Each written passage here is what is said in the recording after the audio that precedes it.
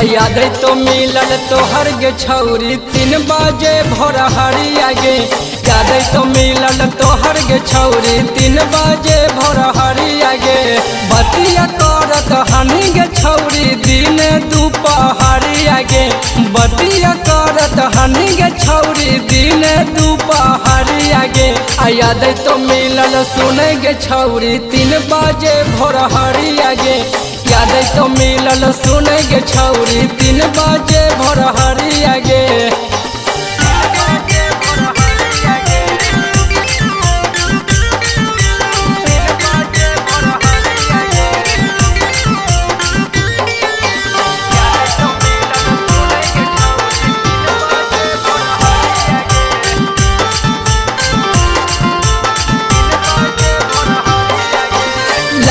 सराय बजरिया से हम लाई के दलियो पयलिया गे। हमारा छोड़ी के जाएंगे छौरी अपन ससुररिया गे।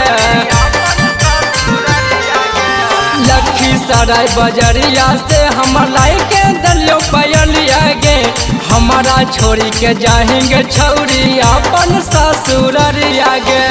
आधी आधी रतिया छौरी बोलैले हनी अनहरिया गे। आधी आधी रतिया छौरी बोलैले हनी अनहरिया गे। याद तो मिलल सुने गे छौरी 3 बजे भोर हरिया गे। याद तो मिलल सुने गे छौरी 3 बजे भोर हरिया गे।